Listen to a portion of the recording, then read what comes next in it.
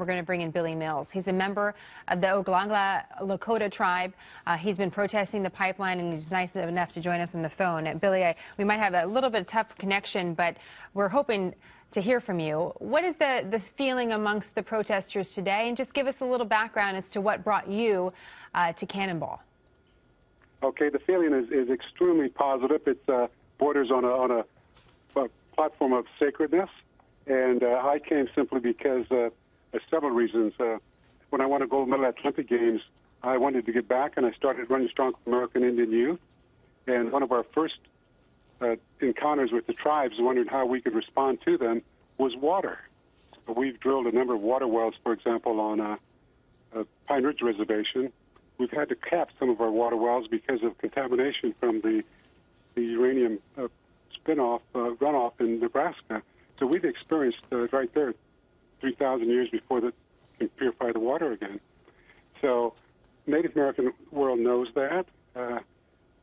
It's been an incredible journey, a very spiritual journey. I've been up to the camp a couple times now, and everybody's excited, but they also know that it's not a final decision based upon a new president coming into office. And I'd like to talk to you a little bit about that, Billy, if I could. And we apologize. We had a few different technical issues, and I forgot to mention one of the most important. I mean, it's great to have you as a member of the protesters, but also it's important to mention that you are a gold medal winner for the U.S. Olympics. And so you've represented our country at the U.S. Olympics. You've started this great foundation where you reach out to communities to encourage running as well. And so you've been very active in a myriad of different communities. Do you see an opportunity, Billy, for compromise? As William Lajeunesse just reported to us, about more than 90% of this project has been built.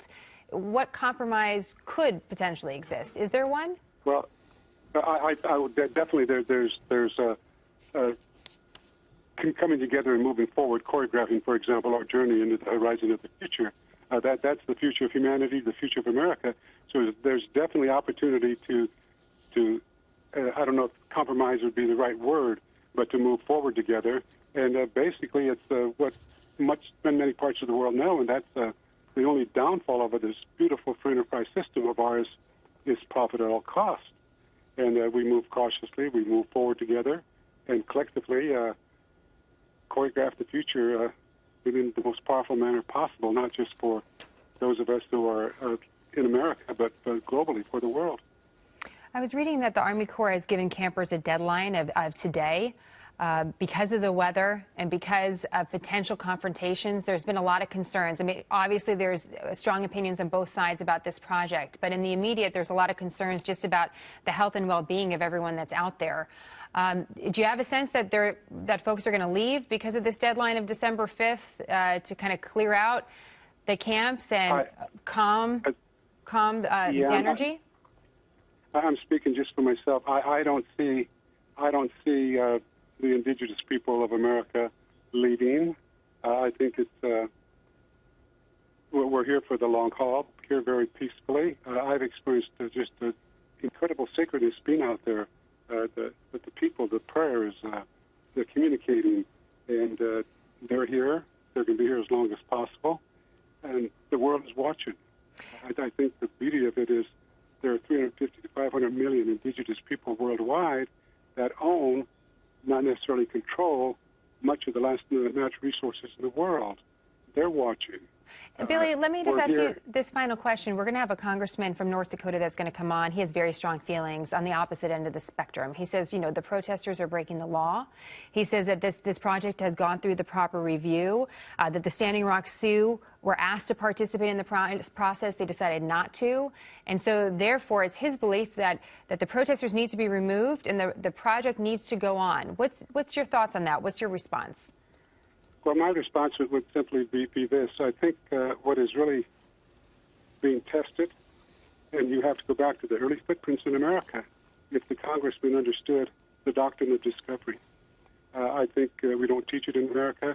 I've sat and talked with other people in other countries throughout the world about the doctrine of discovery, about manifest destiny, and how basically, based on the doctrine of discovery, 1823, the United States government, Supreme Court, chose the doctrine of discovery as their treatment for indigenous people, which was We don't own the land.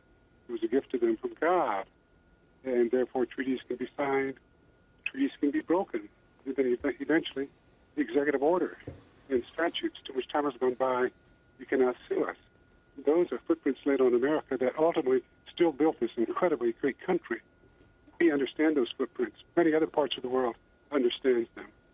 And we are coming from those early footprints, and we want to make what was determined based on the doctrine of discovery, manifest destiny, as the promised land for the European immigrants, the Christian European immigrants. We want to make this the promised land for all Americans, for immigrants coming to America, and collectively choreograph our future to the horizon of our future. Well, it's that collective choreography that we're interested in talking a little bit more about. Billy, I hope this isn't the last time we have you on the program. We appreciate your perspective, and it's a story we've been closely watching. So thank you for the time today. We appreciate it very much, and we look forward to having you back. Thank you. Excellent. Thank you. My pleasure. Thank you much.